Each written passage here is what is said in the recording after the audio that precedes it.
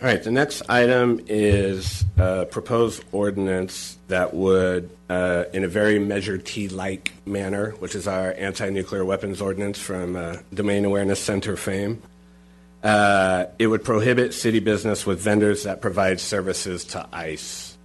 I could have added a bunch more whereas clauses. I didn't want to make this thing even longer than possible. ICE is on a terrible spending spree. They are trying to find about every commercial data broker and service and analytics software company in America that'll sell them something. The big one, they just put out a request for software that can identify an additional 500,000 people a month.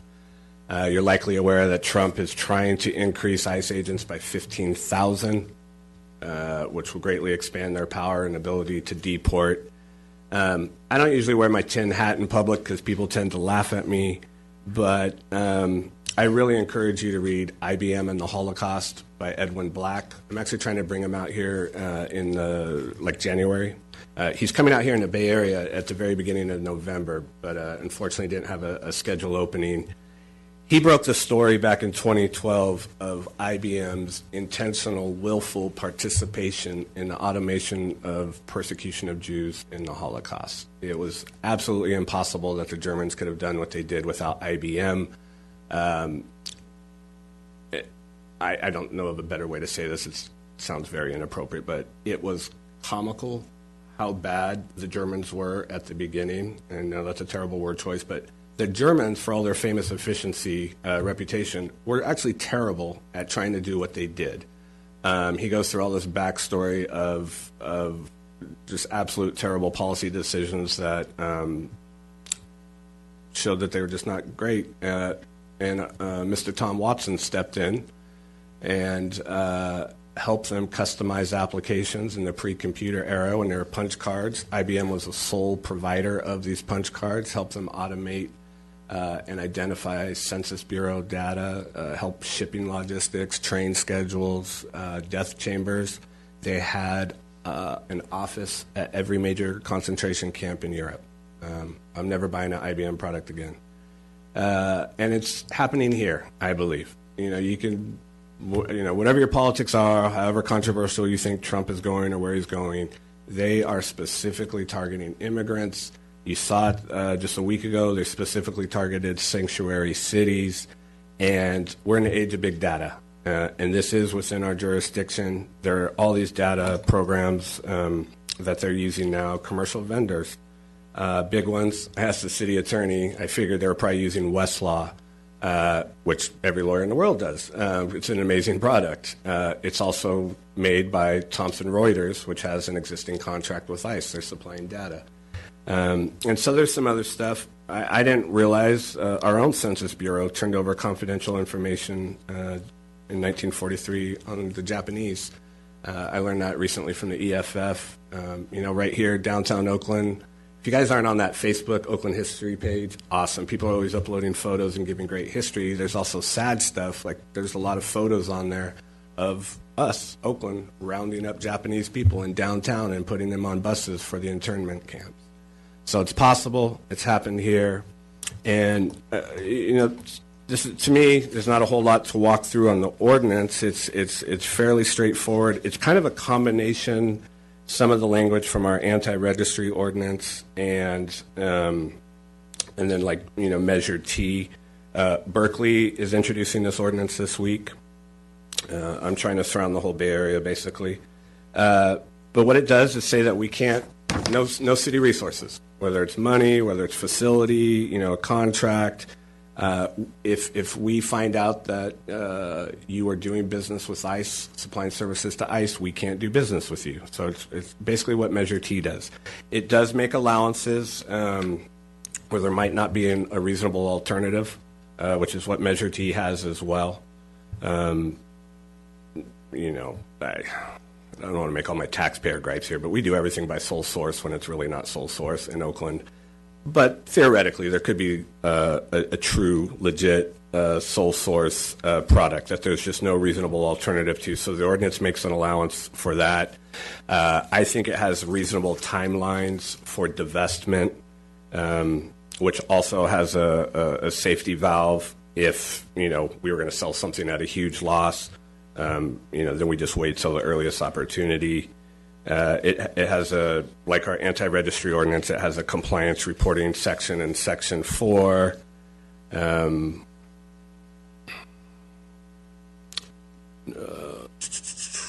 No individual liability. It's a private right of action for injunctive relief and attorney's fees provision.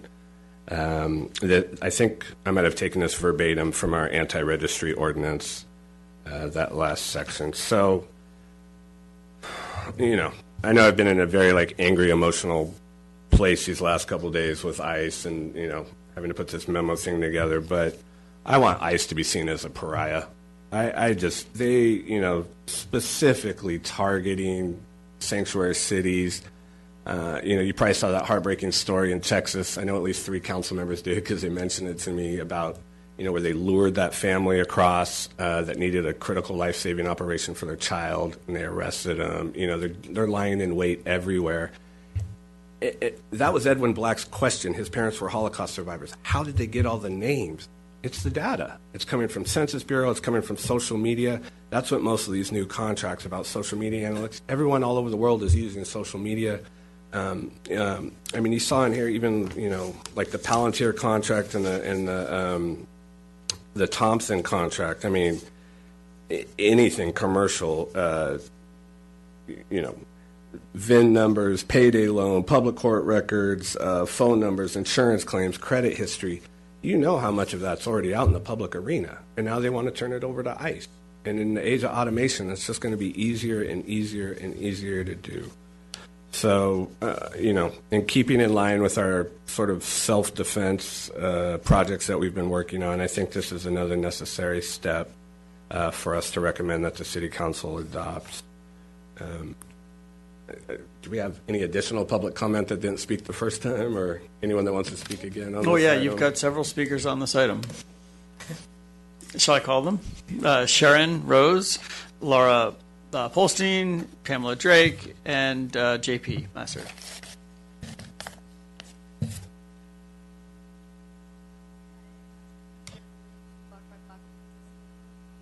don't think this is on. That's okay. What is it? Okay.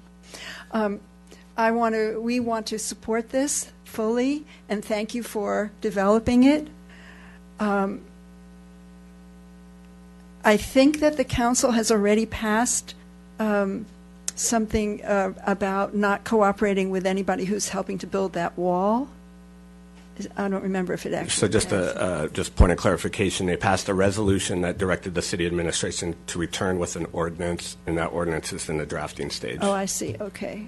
Well, just like that damn wall, we shouldn't obviously cooperate with anybody that's helping to build that, or I should say spend taxpayer money to help on anybody who is building that wall. We should not do any of the things that this ordinance says.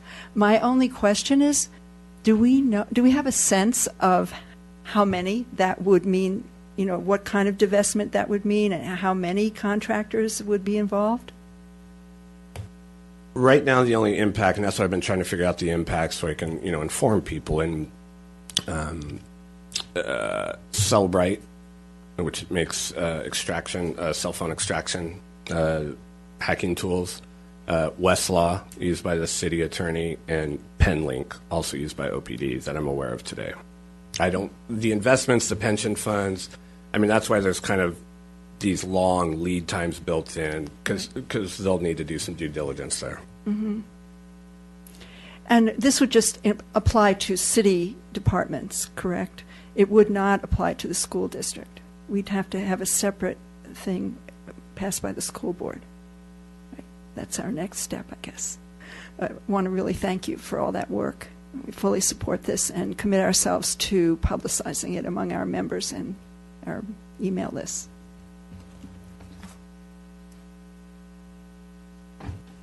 Just really quickly, on behalf of Centro Legal, we support this. I think it's a great idea. Thanks. JP Nasser, I just wanted to mention Brian, you were talking about all the data that they're collecting on immigrants, but in recent news, you might not have, some of you might not have heard that they are also planning to collect information not only on immigrants but on naturalized citizens, social media, whatever, possibly to look for any possible excuse to unnaturalize them or whatever. But I just thought I would point that out, that it's not even limited to collection on immigrants. They're now starting to target naturalized citizens as well, which I wonder if it's constitutional, but whatever. Thank you. And in my, well, it's my page 2, the third whereas clause does mention that DHS rule authorizing the collection of social media information on all immigrants, including permanent residents and naturalized citizens.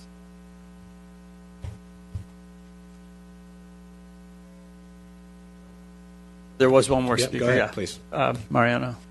Hi, Mariano Contreras, Latino Task Force. I just received this ordinance, the wording, through email. I think Sharon passed it on. And I saw it as a bolstering, strengthening of the sanctuary city policy that exists now. And so I was a little excited about that because that sanctuary city policy or resolution really means nothing.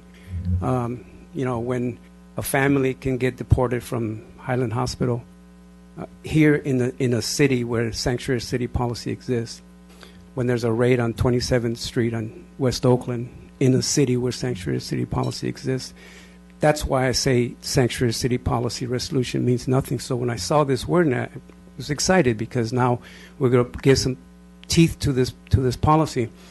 I understand that merchants and businesses doing contracting with ICE is important, and that's looking ahead. But where's the recourse for the Sanchez family? Where's the recourse for the two folks that were arrested in 27th Street? And I'm not criticizing the ordinance, but what I'd like to recommend is that a recourse for individuals, the true victims of sanctuary policy, have some kind of recourse. I understand that city and county of San Francisco has a little bit of that, where if an immigrant gets stopped or there's a violation, then they can go to the city hall and fill out some kind of form. I'm not quite sure what the recourse is or to what degree, but that exists.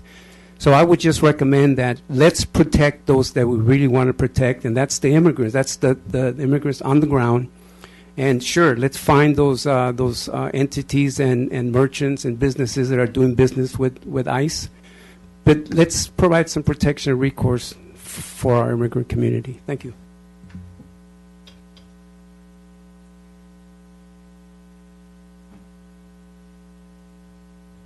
Are you speaking, Mike? Oh. Okay. Any commissioners? I'll open it up. Questions, comments, concerns?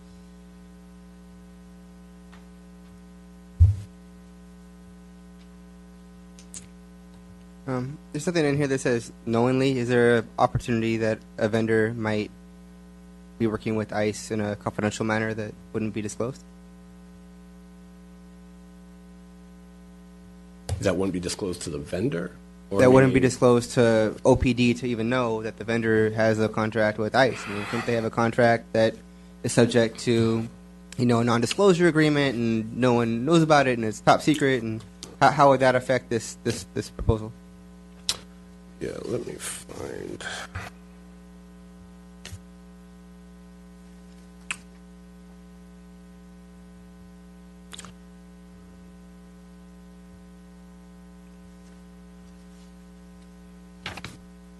Sorry, I got lost. So on my page 3, and tell me if I'm not even in the ballpark of kind of where you're going with this, but Section 2, Sub 3 is sort of the certification or reliance part. So the city administrator shall rely on information published by reliable sources, released by public agencies, declaration under penalty of perjury. So that is probably Sub C is getting where you're going, or information submitted by the member of the public. And I took this, I think, verbatim from Measure T. It's going to take some public awareness. I mean, most of our, or at least most of my projects require, activism, press. which is why transparency is so important, because, trying to find this information out in the first place. So the city administrator, let's say there is some undisclosed relationship, the city administrator would not be on the hook under sub 3 because somebody lied under their, on their declaration. The vendor will get booted. Or the vendor could just say can't confirm nor deny. Yeah, they could do that. And in here, the city administrator would not be penalized for that. But I think it's up to the public to do some research and hold people accountable. Joe? Yeah, just from a internal contracting standpoint, we have certain schedules that all vendors have to fill out, including declarations that they don't do certain things based on council action, such as Measure T. And so what would likely happen would be there'd just be an additional schedule added to the packet that vendors have to fill out, where they would state that they don't have any business with ICE. And then, of course, if that were not true, then they would be in breach of contract, and we could end that if we were to find that out later. Right. And it would be, the penalty or whatever the harm would be on them, not the city manager that relied on their declaration. Lou? Yeah, so for instance, it's been quite a policy for many of the agencies to put together bogus companies to run airplanes. And if Oakland, puts up a contract with the ABC fly-by-night company who claims that they're okay, and then public investigation shows that they're really an arm for ICE or CIA or somebody else, what happens then under your ordinance? So then the city manager would investigate. Right. And so under sub D, where it says, and thereafter duly verified, so there'd be an investigation, find out if that information is legit. If it is, that... Then the contract is voided. Yeah, or would not occur in the first place. Because, like Joe mentioned, and I probably should have framed that better. Thank you, Joe, for saying that. That's why in the beginning I say, you got to put those notices in the RFPs and the RFIs. When the city sends out contracting bids, as Joe just mentioned, they have those schedules in them. And then, obviously the vendor brings back that packet. And the packet has to be complete for the city to proceed. So I'm kind of relying on existing policies that we have. So there's no limitation to the type of vendor that this would cover? I went broad. Okay. So if the city attorney uses Westlaw, they'd have to switch? The contract can exist, the existing contract can be maintained, but they could not renew or extend it unless no alternative product is found. And as we know, Lexus and other things are there. What about for smaller services like the telephone company they use, or the cellular service that's used by agents somewhere? I mean, really, there are a lot of vendors that do business with ICE. Is there any way to rein in the overbroad? I'm just anticipating the possible. I mean, I think I've made clear that I'm not really friendly with ICE. I'm just trying to make anticipate the possible pushback in the sense of, is there any way we can anticipate an overbreadth argument and how we could maybe work with that? I am anticipating an overbroad argument. Personally, I want everybody to abandon ICE. And I'm open to amendments. I'm open to suggestions. I'm just saying, personally, if you're the caterer doing business with ICE, I want you to see them as a pariah. So I guess I'm not really having an open mind, but, if you can convince your fellow commissioners to make an amendment, go for it. Yes, sir. So how would you handle then kind of the trickle-down vendor, which is relatively going to that same question of, say, for instance, like Westlaw, city attorney, they're not going to renew that contract.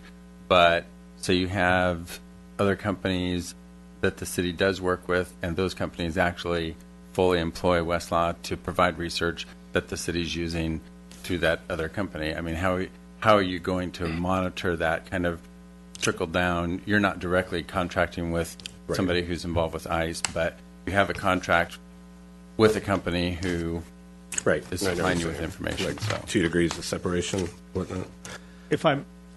So the question is, are they making money off of ICE or are they spending money on, right? So so somebody else could have Westlaw as their software, in-house software, but I'm seeing it differently than they're paying for that versus getting money from ICE. You see what the distinction? To me, that's how I would at least apply that trickle down. So under Section 2, Sub 1, it's shall not provide any city resources to vendors that provide ICE with any services. It doesn't say can't do business with any vendor that uses the services of another vendor that does business with ICE. I mean, you've got a legal background if you think that sentence is ambiguous. No, I literally am bringing it up as devil's advocate because you will have those questions. Yeah. I'm going broad because I'm angry. Yeah. But I think that first sentence limits that concern there. Any additional questions, comments, concerns? Joe? So if ICE uses like AT&T for their phone service, for all their cell phones for their agents, or Ford Motor Company for their cars, does that mean the city has to not purchase Fords anymore or use AT&T? If no reasonable alternative can be found. They do. There's Chevy. I just want to make sure I'm clear Yes. when I get asked questions about this. It's broad. Okay. At the moment, there are no qualifiers. Got it. But we can keep the ones we've got. You can, everything that is in existence can finish out its term. Yeah. I'm not even sure we use Fords. I'm just. Thank you. All right. I move that we forward this to the city council with a recommendation that they adopt this ordinance. Is there a second? Raimundo? Any additional questions from the commissioners? Anyone opposed? Anyone abstaining? Okay, by consensus.